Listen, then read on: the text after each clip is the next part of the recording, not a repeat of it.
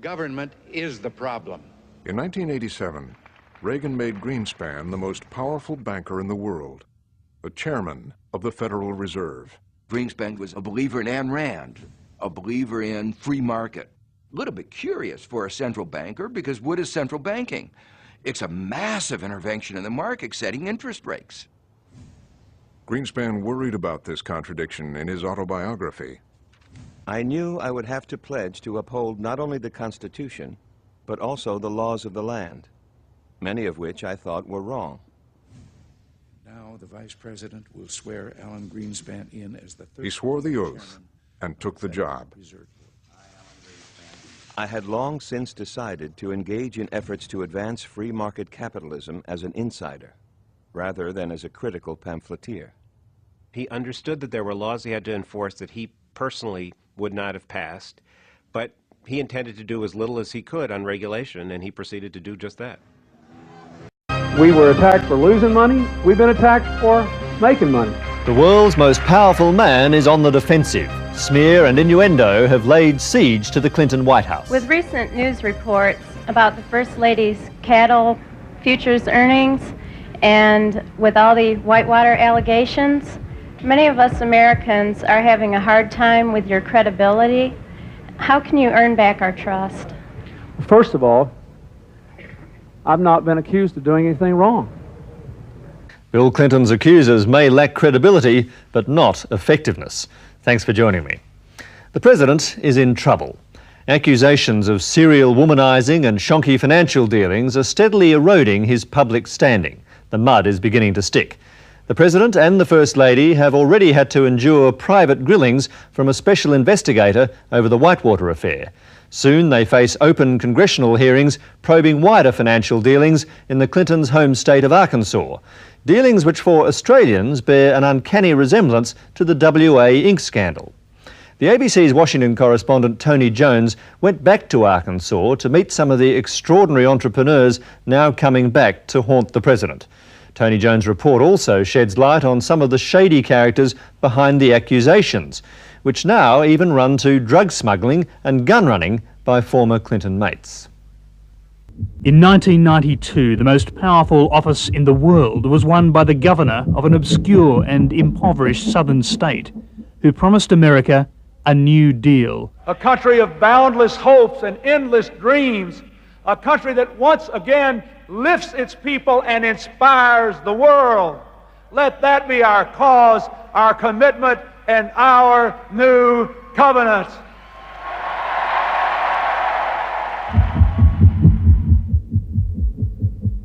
The American public knew surprisingly little about the man they sent to Washington. I, William Jefferson Clinton, do solemnly swear that I will faithfully execute the office of President of the United States.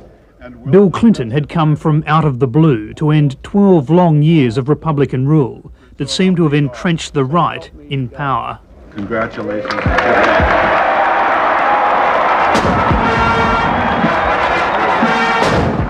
Let us resolve to reform our politics so that power and privilege no longer shout down the voice of the people. Let us put aside personal advantage so that we can feel the pain. The campaign against Clinton centres on Arkansas, his home state, and his past associates there. Amongst them is a man whose actions have embroiled the president in scandal.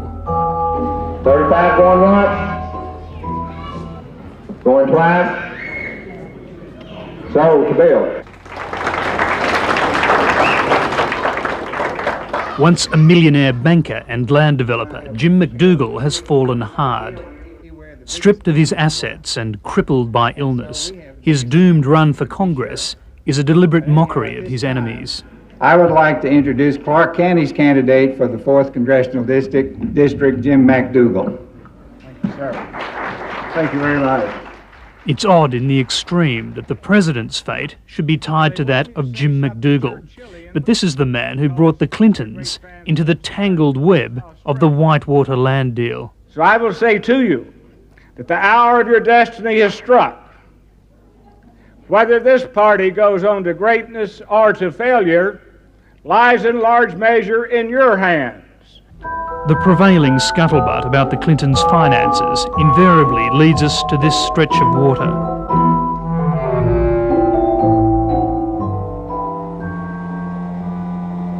This is the White River in Arkansas, one of America's best for trout fishing.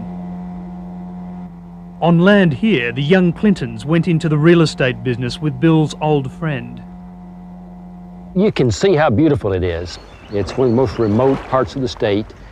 And in the 1970s, a lot of people were moving from the Midwest, people were retiring into pretty elaborate retirement communities throughout these mountains. Ernie Dumas, the former editor of Arkansas's best newspaper, was our guide downriver to Whitewater.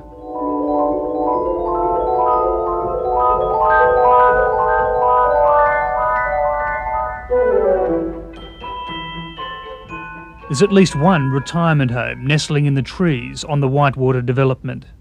And 16 years later, most of the lots have been sold, but too late to have bailed the Clintons out of a bad deal. Why would the Clintons have trusted Jim McDougall to invest their money? McDougall, of course, was a friend, and until that point had had a lot of success at real estate development in the mountains. He had bought some, I think about 1,200 acres of undeveloped land. Lots were selling everywhere in the mountains during the early part of the 70s. But, you know, as I say, this was precisely the wrong moment in history because interest rates were rising dramatically. If you remember back in the late 70s, under Jimmy Carter, interest rates rose to 21%. People were not borrowing money for this kind of thing, and he was having to borrow money. And so were the Clintons. They were now locked into a $203,000 loan with Jim McDougall and his wife Susan. It gave them a 50% interest in a losing proposition, the Whitewater Development Corporation. This happened on the eve of Bill Clinton's first run for governor. Needing money for campaigning, he was losing it in Whitewater. I, Bill Clinton, do solemnly swear. Do solemnly swear. That I will support the Congress. It didn't stop him, though. In 1979, at the age of 32, he became governor of Arkansas. I haven't given a lot of thought to being the youngest governor in the country, and I never think about it unless someone else brings it up. I'm trying to be the best, not the youngest. That same year, Jim McDougall bought himself a bank, Madison Guarantee, and soon afterwards started paying off the governor's part of the Whitewater loan. Investigators are now trying to determine whether he expected or got anything in return. Let's shorten it up. This is wearing me. I mean, really. The allegation, though, is that you were effectively protecting them from financial loss. Yes, that's true. That's what I've said throughout. You were protecting them from financial loss? Yes. Taxpayer-guaranteed funds were in all likelihood used to benefit the campaign of a former governor. Even more damaging is the Republican allegation that McDougall funneled money from his bank into the Whitewater Corporation and then into Clinton campaign funds. Betsy Wright was one of the most powerful figures in a succession of Clinton governments. His chief of staff through the 1980s, she managed all his campaigns during that time. I would know better than anyone because I did supervise every single check that ever was put into a deposit for a Bill Clinton campaign up until the 1990 campaign, and I can guarantee that did not happen. But on the floor of Congress, the Republican Jim Leach made precisely that allegation, that money had come from Madison through Whitewater and ended up in the campaign funds. He made it up. Somebody made it up. It's not, there's no basis in fact. In 1978, Hillary took the family finances in hand. Through the Chicago Mercantile Exchange, she began gambling in risky cattle futures trades. In just 10 months, she made $100,000, having put up only $1,000. Her trades were handled by one of their best friends, Jim Blair, who also worked for Arkansas's biggest industry, Tyson's Foods. But now that her trade gambles have been made public, another of her former brokers in Little Rock is feeding suspicion about how she did it. It is a stretch of the imagination for me to believe at this point that she could have taken $1,000 and made $100,000 with it. Is it just impossible to do that, to make that sort of money with $1,000? It wouldn't be impossible, I guess, totally impossible, but I don't see under any conditions where a person could. But, pass it again. I swear I didn't know this was going to happen. some of these. As their 70s investments return to haunt them, the President and the First Lady have tried to explain themselves. You come back here, we got to answer questions. They're not through with us yet. Treating the American people to the unique spectacle of their leading family, exposing their financial affairs live on national television. Good evening, ladies and gentlemen. It was left to the President to detail their relations with Jim McDougall in Whitewater. You know, he's always told you that I had nothing to do with the management of Whitewater, that Hillary had nothing to do with it. I stopped trading in July of 1979. And in Hillary Clinton's case, to open for scrutiny the details of her futures trading. There isn't any evidence that anybody gave me any favorable treatment. Back at the beginning of the greedy 80s, while Whitewater lost money and Hillary made it, Governor Clinton infuriated big business in Arkansas. He took on the timber industry for its widespread clear felling. He took on the truckers and the power company. His radical team seemed a threat to almost every industry in Arkansas. And sure enough, most gave heavy backing to his opponent in 1980, including Tyson's Foods, a fact overlooked by those who believed that Hillary's windfall was an indirect payoff from the poultry giant. Frank White, a Republican businessman bankrolled by his business colleagues, was about to teach Bill Clinton the most fundamental lesson of his political career.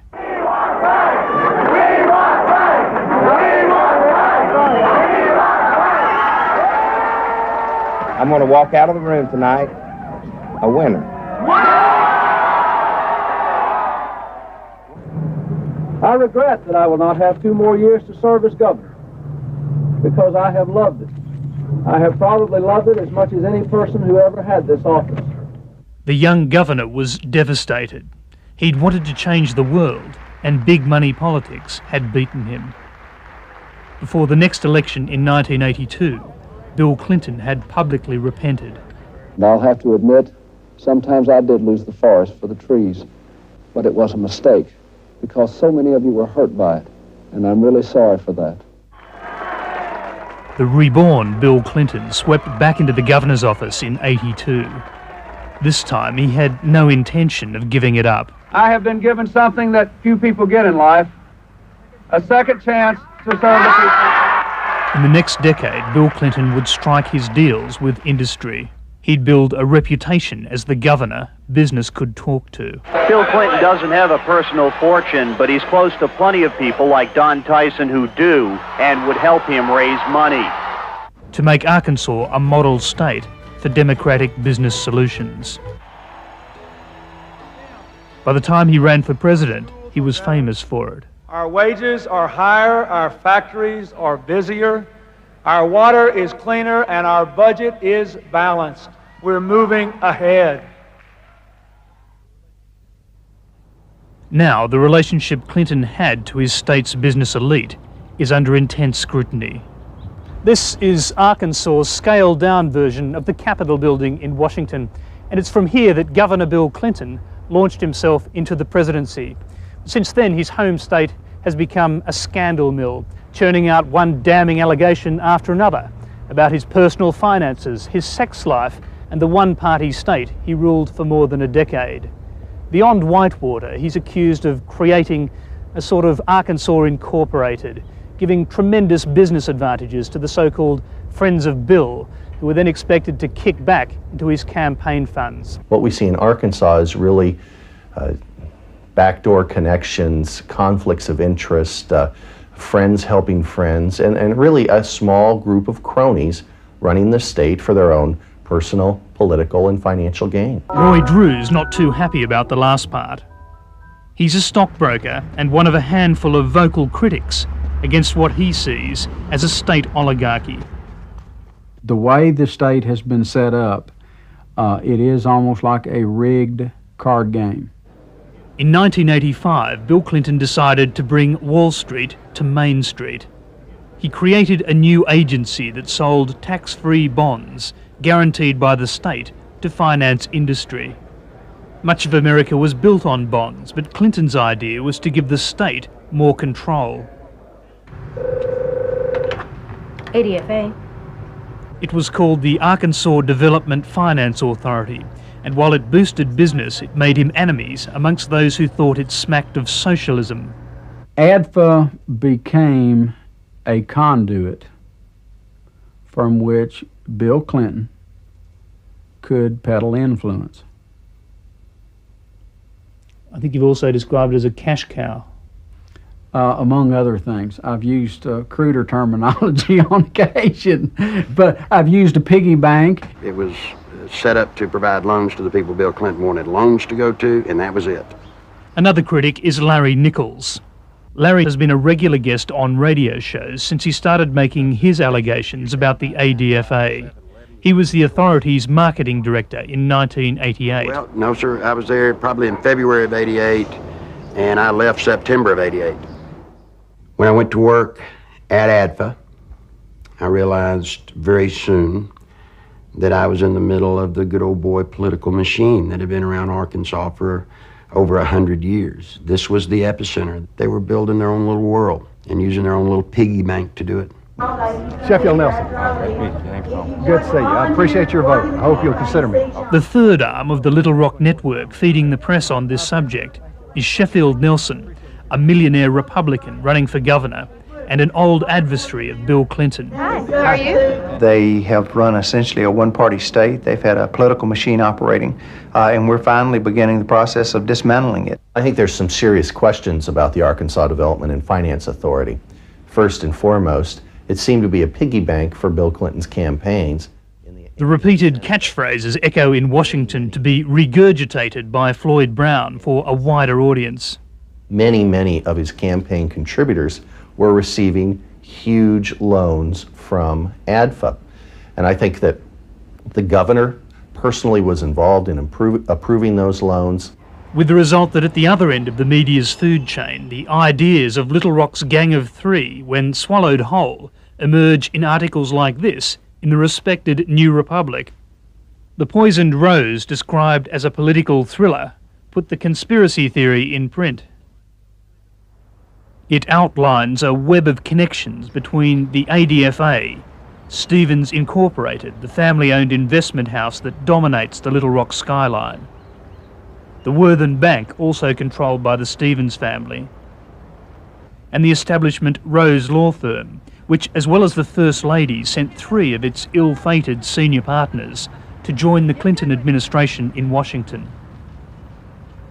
Since much of the theory was his to begin with, Sheffield Nelson is happy to elaborate. I think that Clinton was able to use Stevens and the Rose Law Firm, and they all benefited. I think that also just the placement of bonds generally throughout the state of Arkansas, Stevens has dominated that market. So there's no question but what Stevens and Clinton are in bed. And for anybody to say anything to the contrary, it's just not true. We have not been supportive of Clinton, and we're not supportive of Clinton throughout much of the 80s. The general notion is of Arkansas Incorporated, a state run for a small group, a business mafia. Well, I just disagree completely with that. I mean, it's an absurd notion. We oppose the creation of ADFA.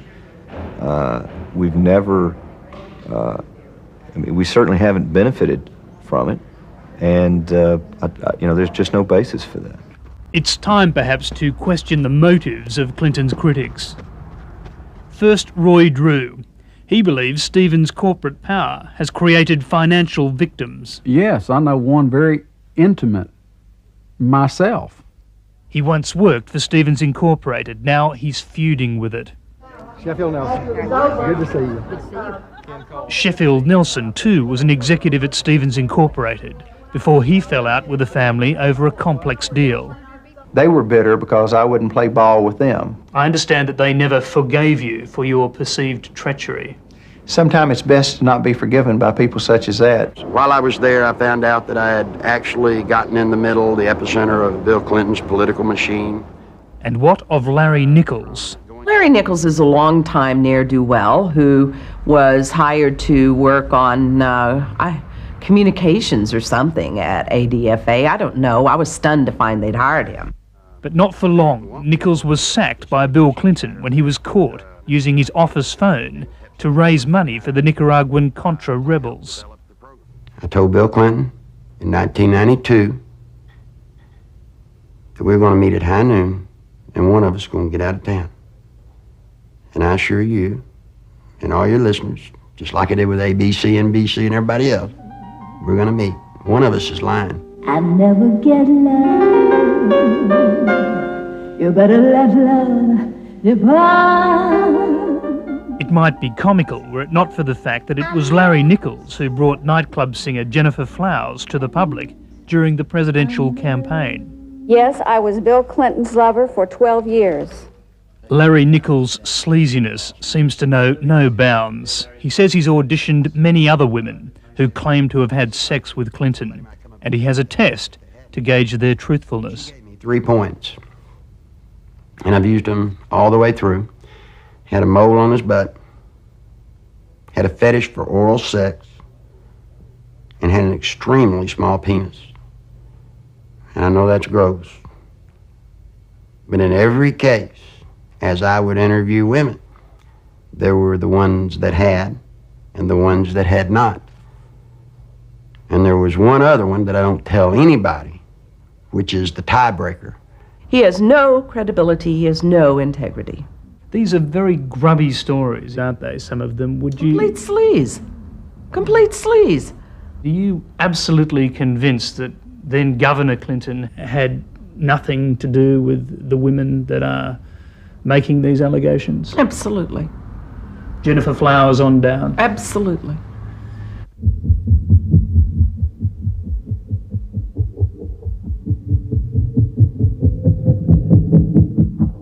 Despite their transparent motives, Clinton's enemies have had their victories.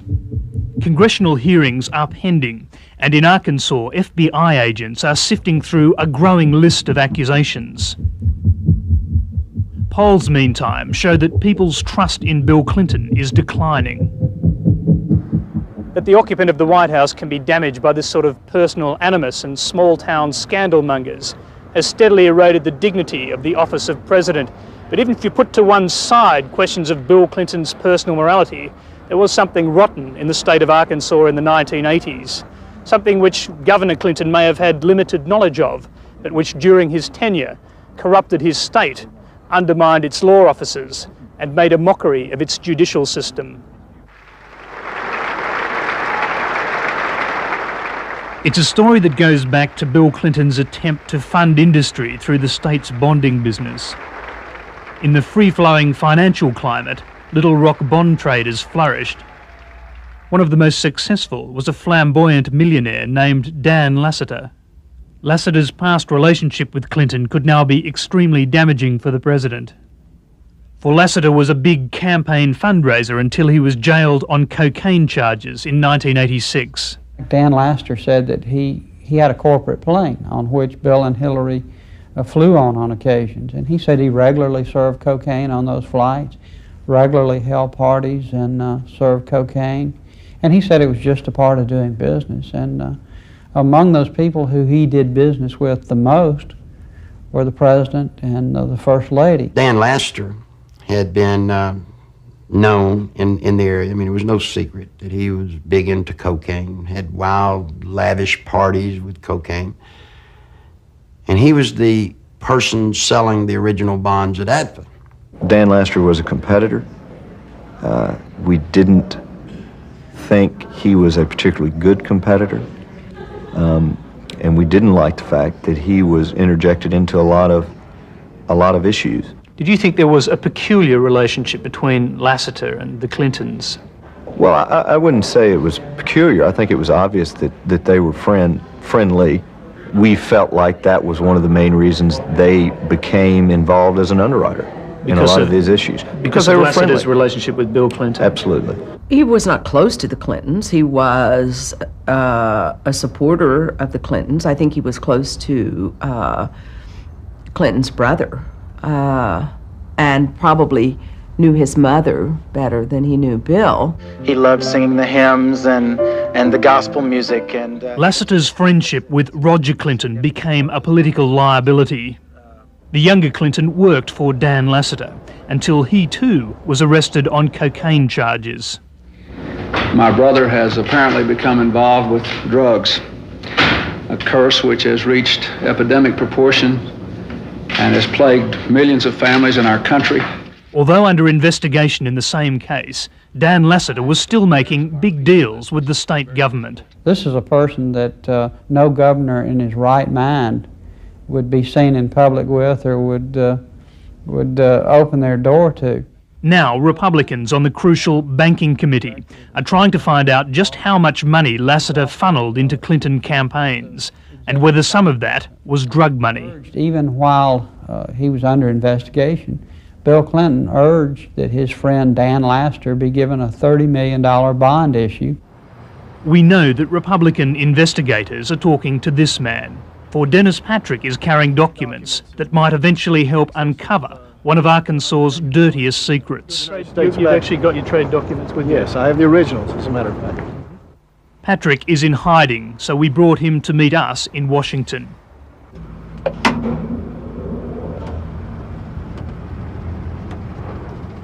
He has evidence that Lassiter's company may have been laundering huge amounts of drug money. His knowledge has left him in fear for his life. It's very frightening to know what may have happened to you.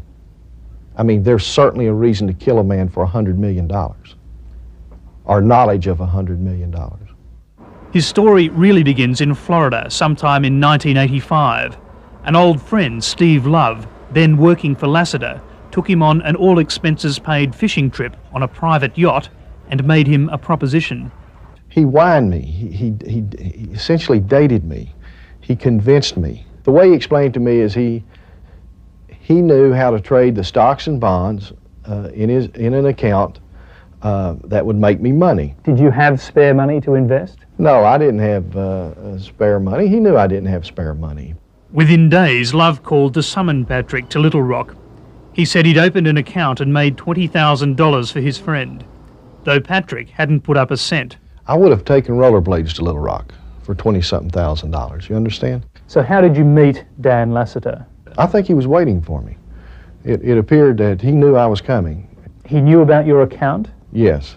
He was very knowledgeable of the account. He was very familiar with it. At the time, Dennis Patrick was a lowly county clerk in Kentucky with assets worth less than $60,000. Years later, a Lassiter insider gave him the documents which show the trades the company made without his knowledge. My wife has asked me time and time again, why am I keeping these things? I don't even know what they are. And I've explained to her, I don't know why I'm keeping them, but for some reason I did. They show that trades worth tens of millions of dollars were being made in his name. There's $11,700,000, and then there are $1 million, $5 million, $4 million, $2 million.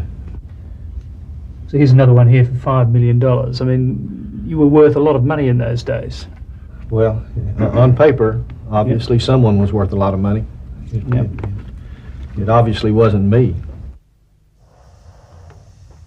This man says he knows at least one major source of black money flowing into Lassiter and Company bond trades. In the mid-1980s, Terry Reid was a close associate of one of America's most prolific drug traffickers, Barry Seal. He says Seal and Lassiter were in business when he first met them. Lassiter introduced himself as Barry Seal's investment banker at the time. Who else was there? Roger Clinton was in the company of the two. Of course, at that time, Roger worked for Dan, in fact, was his chauffeur. Roger Clinton, the president's brother? Yes, Roger Clinton, the president's brother, was Dan Lassiter's chauffeur. Reid says that Seal regularly passed on large sums of cash to Lassiter. From what I observed, and from what Seal said, because he would typically arrive in town with a briefcase that he professed to either contain cash, or on a couple of occasions I actually did observe did have cash in them. And he would be very security conscious in taking his briefcase down to Lassiter's to have it put on deposit. It seemed to be a very close-knit, secretive operation, and I always presumed it was a bond buying. Despite his high profile, Barry Seal appeared to be immune to prosecution. He was flying regularly in and out of the country and had extensive facilities at the small airport in Mena, western Arkansas. At that time, you had the IRS, the Arkansas State Police, the local police, the FBI, Customs, and others, all investigating or monitoring Barry Seal's activities. State police records say that he moved into Mena in 1982, and he brought a fleet of planes with him, and he was hauling cocaine into this country by the ton, and that's according to his own sworn testimony. This was a CIA or government-run operation, provided government cover. We were not low profile ourselves. I based myself right out of this airport.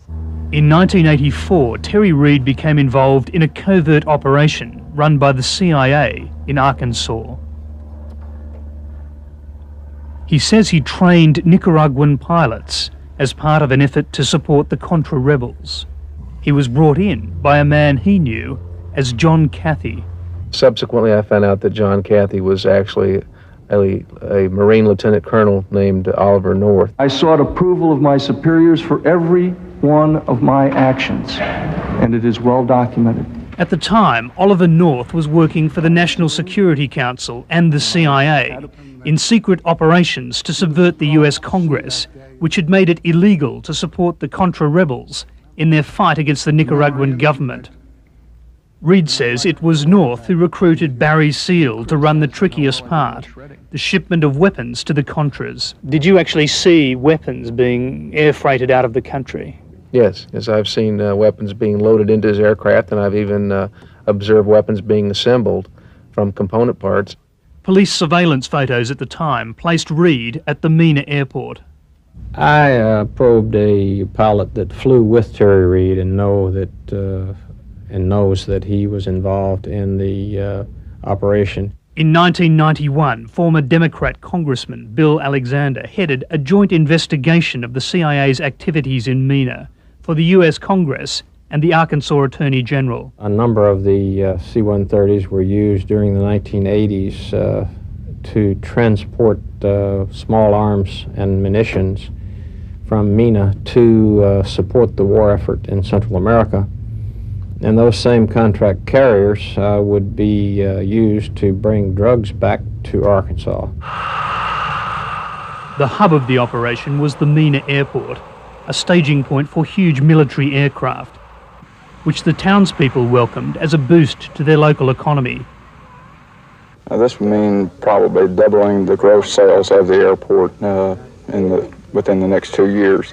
The CIA's operation generated money all right, but not the sort people expected. Money flows.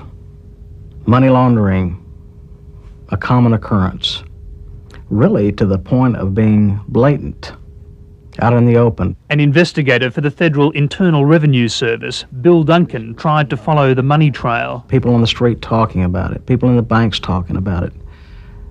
A bank vice president walking down the teller line handing out stacks, $10,000 to get cashier's checks for the Seal associates. It seems to me that you're talking about an operation sanctioned by a high government agency, the CIA, to smuggle drugs into this country. There's no doubt in my mind that we have direct evidence that on order from the National Security Council, which was executed by the CIA, that drugs were smuggled into the United States for whatever purposes. And then those drugs found their ways into the bloodstreams of children in the United States. Nobody was ever prosecuted. No one was ever indicted. And by that time, the risk was over. The risk that the Central Intelligence Agency would be exposed, for example. Right. But you were put under tremendous pressure to prevent you from making these disclosures. Excruciating pressure. Drugs have a way of corrupting local officials, have a way of corrupting governments. There's certainly some corrupting influence in the state of Arkansas. We don't know the extent of that corruption. It needs to be discovered. I believe that he had to know if the Central Intelligence Agency had an extensive operation over a number of years in the state of Arkansas. If you had the opportunity to put your case to him now, what would you say to President Clinton. Why didn't you, after these issues came to light, go direct to Washington and say, what's going on here? I don't like what I see happening in my state. I don't know how he would have known it was a CIA operation, and governors don't get to tell the federal government what they do in secret operations. It's up to us to change the future. Bill Clinton's state was corrupted under his very nose by powerful elements within the federal government he now oversees. And there's evidence one of his closest business friends, Dan Lassiter, may have been laundering money for the illegal operation.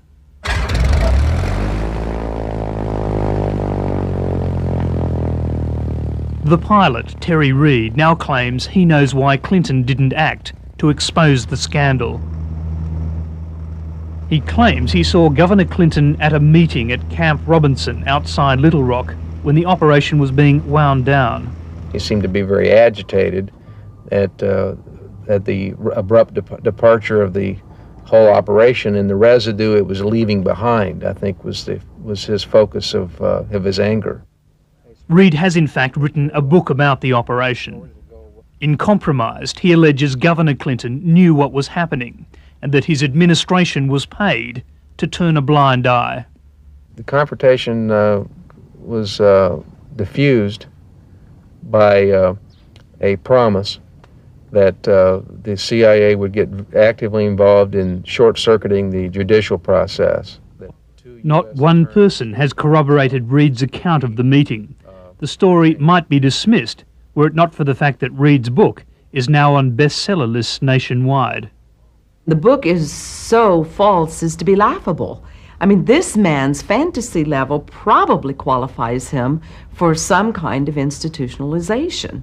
I pass mentally ill people on the streets and wonder if it's Terry Reid. This is pathetic, this person. But the Lassiter connection does lead back to Washington through another of its Little Rock imports, Patsy Thomason.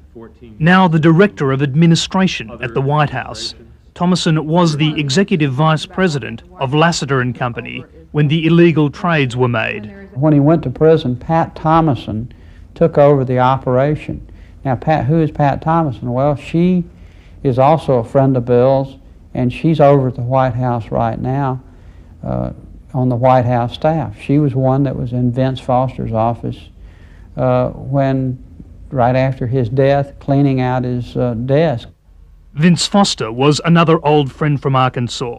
He worked for the Clintons as a senior White House lawyer until he was found shot to death in July last year.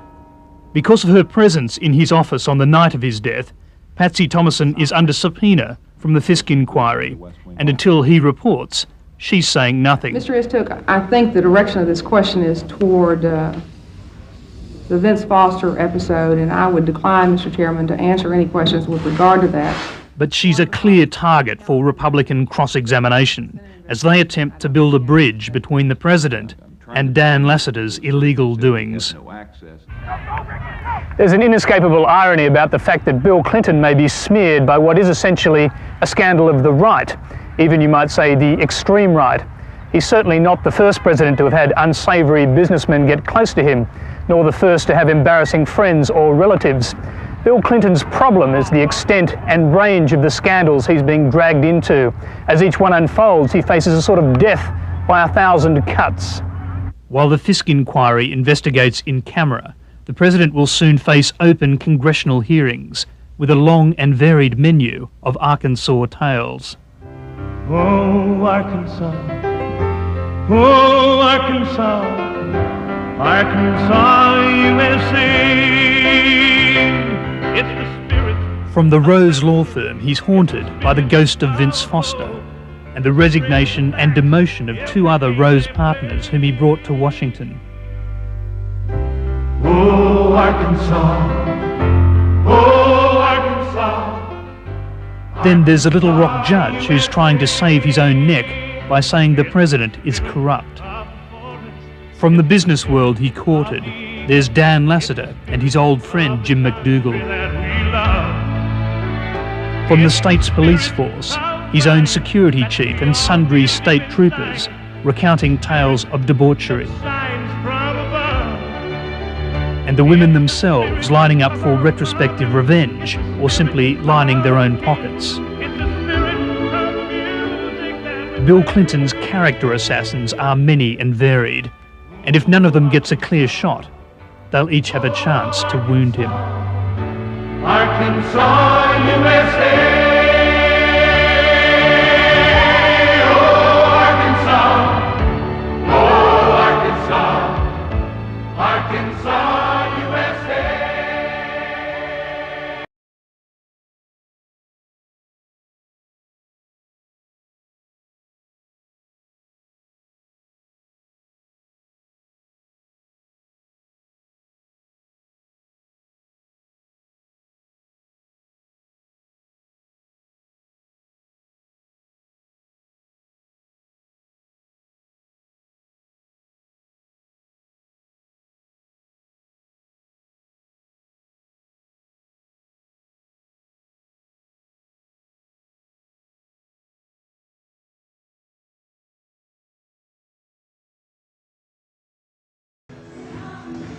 And by the time Bill Clinton took the White House, the anti-government rhetoric had become so fashionable that even some Democrats embraced it. Ronald Reagan had won. Government was seen as the problem, and even though Bill Clinton was someone who believed in government and wanted to use it, he was kind of forced into that Reagan-esque ideology because that was what people wanted to hear. From the beginning, Clinton aimed to reassure powerful forces on Wall Street. And he did so with a key appointment. I asked Robert Rubin to serve as assistant to the president for economic policy. Rubin is the best-known financier in the country at that point because he had run the legendary Goldman Sachs. Bob Rubin was Bill Clinton's emissary to Wall Street. Clinton placed great trust in Bob Rubin and Bob Rubin's view of financial markets and financial regulation. He had an enormous amount of credibility because he was a business success, and Democratic administrations always seem to worship people who can excel at business. At the White House, and as Treasury Secretary, Rubin found an unlikely ally. Clinton had asked Alan Greenspan to stay on. Bob Rubin and Alan Greenspan were very much in lockstep. They had very similar views on Wall Street. It boiled down to the less regulation, the better. And Rubin populated the Clinton administration with a network of free market true believers. It wasn't just Rubin and Greenspan who were these free market acolytes. That thinking pervaded the Treasury and the White House. Among Rubin's acolytes, 35-year-old Timothy Geithner, and Rubin's top deputy, the outspoken Harvard economist Larry Summers. Summers is tough. Summers is very blunt-spoken, doesn't suffer fools lightly or anyone else, as the saying goes. Bob Rubin is not a guy who likes confrontation. He's confrontation averse. But he understands that you need someone in there who can swing a heavy axe. And that person was Larry Summers. He was the enforcer. Together, Greenspan, Rubin, and Summers formed their own pro-business, anti-regulation support group. They're the committee to save the world, according to the Time magazine cover. These are the people we turn to at that moment, who together, all three in a way, say, trust us. They seem to have things under control. You know, the world trusted Rubin and Greenspan, so why wouldn't Clinton? You know, and the market was doing great, and the country seemed to be doing great. Tonight on Frontline, long before the economic meltdown, the story of one woman who tried to warn about the threat to the financial system. She saw something that people either had not seen or refused to see, and she tried to sound the warning. What are you trying to protect? We're trying to protect the money of the American public. Before the toxic assets poisoned the economy, she warned of their danger. And that made her the enemy of a very, very large number of people. She would fight an epic battle with one of the most powerful men in Washington. It got pretty nasty pretty quickly. Greenspan turns to her, she turns to him. His face is red. and he's clearly quite upset. A story from inside the highest levels of the Clinton administration. They were all part of a very concerted effort to shut her up and to shut her down. And they did, in fact, shut her up and shut her down. Tonight on Frontline, Alan Greenspan, Brooksley Born, and The Warning. A Florida woman had her own fight with a bank, and this week we learned that Lynn Simoniak will be paid $18 million for uncovering a massive foreclosure fraud. On Monday, 4 top banks agreed to pay $95 million to settle charges that they used fraudulent paperwork in thousands of foreclosures. Simoniak discovered the scheme while fighting her own foreclosure. It was in 2008 that Lynn Simoniak got her foreclosure notice. In the first court appearance, her bank said that it had lost her paperwork. The case wasn't going anywhere until the bank came back to court a second time. They found all of your paperwork more than a year after they initially said that they had lost it. Yes. Did that seem suspicious to you? Yes, absolutely. And what do you imagine? It fell behind the file cabinet? Where was all of this? We had it, we own it, we lost it, and then more recently, everyone is coming in saying, hey, we found it. Isn't that wonderful? Simoniak is a lawyer with special training in spotting forgeries. She got a hold of the bank's newfound mortgage documents and saw that they were signed by a bank vice president named Linda Green.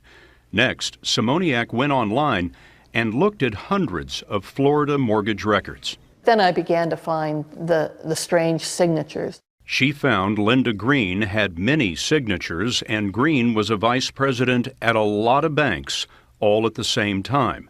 Green had signed thousands of documents. All within the same week. I mean, this is a very, very active person. In a 60 Minutes investigation, we tracked the Linda Green paperwork to a document mill here in Georgia. So you're Linda Green? Yes.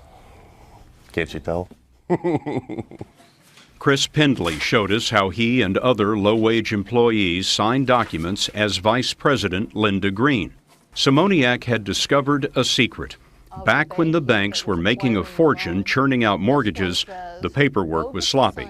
When the foreclosure wave hit, a lot of that paper was missing, and that's what the document mill was trying to replace. In my mind, this is an absolute intentional fraud. Simoniak filed a whistleblower lawsuit on behalf of the federal government under the False Claims Act. Her $18 million is a percentage of the money that the government recovered. Just the tip of the iceberg when it comes to lenders trying to speed or fraudulently foreclose in this country. But why would the banks be so anxious to behave this way? And why would politicians in the Treasury Department allow them to do it? Take a look. Most mortgages are backed by the government. And in order for a bank to get that sort of backing, it must fit 2 criteria. 1, borrowers must be verified by the banks and their agents as qualified. And 2, the lenders must fill out paperwork accurately and make sure that when the home's title changes hands, so too does the documentation. But during the past 2 decades, a whole lot of the time, that never happened. Why is that? For the banks, the motive's simple: money. Banks profited by packaging and selling those toxic home loans, and then profited again by betting against those same securities. A bet, in essence, that a fraudulent loan they made wouldn't be paid back. But why would politicians allow this? The simple answer: to stay in office. Giving people houses makes them happier and makes local politicians more popular. At the same time, the financial services sector, the banks making all that money, were donating to the political campaigns. In 2008, the financial sector was the top donor to both Democratic and Republican candidates. So where are all these fraudulent loans now? Well, you own them at the Federal Reserve, Fannie Mae, and Freddie Mac. In order to cover it up, the banks and politicians will do whatever it takes to prevent a legitimate foreclosure proceeding, one that would easily reveal the lack of qualifications and bad documentations in the loans the banks have been selling and giving to the government for years. And finally, the last and most important why. Why isn't our government dealing with it now? perhaps because that would reveal systematic criminal and civil fraud at the highest levels of America's banks and political corridors. We know who's fighting for the banks with all the money going to our politicians. Again, from the president on down the line, no one has given more money to all of our politicians than the financial services industry. Question is, who's fighting for everybody else? And joining us now is Jennifer Brunner, Ohio Secretary of State. She's launched an investigation into the specific foreclosure proceedings in her state. And Carl Denninger, author of The Market Ticker, who caught my attention today with his fiery open letter to California Democrats on this very topic. He is also one of the founders of the Tea Party movement, going back to this original issue a few years ago. Jennifer, I'll begin with you. Can you give us a sense of what you see as the problem on the foreclosure side right now in your own state? Hi, Dylan. I'm Secretary of State of Ohio, and I license the notaries in my state who notarize documents, for instance, for some of the home finance companies, the banks that are processing these foreclosure documents. What we're seeing is, for instance, 8 notaries notarizing 18,000 documents a month, and hearing stories that the notary's filling in information in the document, handing it to the signer, who's actually named as an officer of multiple banks and signing multiple documents to create a chain of title or a list of owners, and then the notary handing it back to the signer signing it, and the notary notarizing it. I don't have the authority to actually revoke these notaries or to prosecute, so I sent it to the Justice Department in August to have them take a look at it. And have you heard back from them? I've been in some contact, and out of respect for the Justice Department, I said that I finally called in late September and said, am I allowed to say anything about the fact I've referred it to you, and I was given the go-ahead. Okay. Listen, Carl, I want to read everybody a little bit of an excerpt of this letter you wrote today. Very powerful. You say, this is clear evidence that these securities, the core of all the foreclosure and housing mess, are fatally defective. You say there is no solution to this problem that is both lawful and yet preserves the fiction that all is well with this edifice, yet at the same time protects the chain of title in housing and the rights of both homeowners and securities buyers. It's almost as if you're saying we can keep the system we have, but then we have to forfeit our sense of property rights in this country, or if we want to reestablish property rights in this country, we have to deal with the fraud or the malpractice that is at the core of this. Is that a fair interpretation, Carl? Yeah, that's essentially the problem. I mean, what's happened here, Dylan, is that these people at the inception of all of these loans knew they weren't any good. We now have this. It's been discussed in FCIC hearings, and yet these securities were packaged into these specific types of conduits. The problem is the IRS regulations say you have to convey the paperwork, and in addition to that, there are specific standards for the amount of non-performing assets or things that you could foreseeably see a default on that can go into these structures. You can't get there from here when 30 to 90% of these notes are found not to be in conformance, and that's the testimony that we've had over the last 6 months. So you can't go back and unbreak this egg. It's already happened. Humpty Dumpty fell off the wall. We now have either a bunch of these structures that were put together with defective instruments, or the instruments were never conveyed in the first place, and because the dates have passed where you can add things into these structures, there is no fix for this without violating the tax preference. I don't know how you solve this problem. The only thing I can come up with is force this bad paper back onto the originators, repay the MBS holders who bought these things thinking they were good securities and actually bought an empty box. I'm going to interrupt you a little bit just because we're dealing with, I want to make sure that anybody who's watching this can understand what it is that you're saying. The point is that the people who bought a lot of these toxic securities was your pension fund, the teacher's pension fund, the judge's pension fund, the police and firefighters' pension fund. And those pension funds were sold these mortgages on the belief and verification, both from the ratings agencies, from the banks, and implicitly from the government, that those loans were good. And when we find out that the loans were not good through these foreclosure processes that they're trying to avoid, you either have to pay back the pension that you've raped, or you have to ignore it and continue to drive the system the way that it's being driven, but that doesn't seem to be politically viable much longer. If you look at this, Jennifer, how much longer can we avoid dealing with the core issue of banks making money by selling non-conforming loans to the government by the trillion, and then going forward betting on their collapse and then donating the profits to politicians who say it's okay?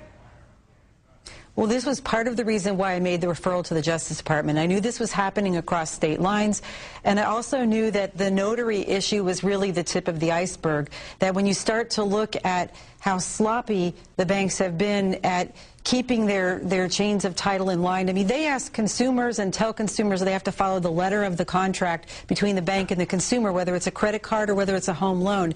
At the very least, the bank should have to follow the letter of the law.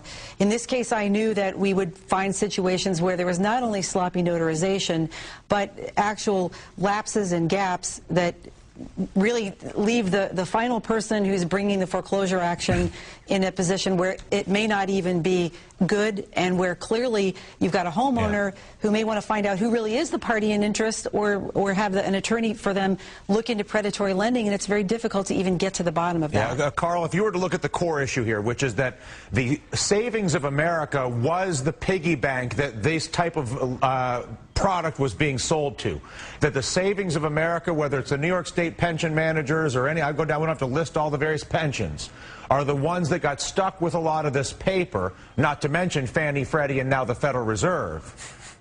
If you were to look at that core issue, and then you were to look at the understandable anger, not just from the Tea Party, which I know is a constituency that you were catalytic to at its beginning, but across the entire political spectrum, why do you think we haven't seen the organized focus from the Tea Party on this issue in a way that is effective, and for that matter, an organized focus from anybody else who's pissed off, whether they're a Tea Party or not, on this issue? Why do you think it doesn't get addressed politically?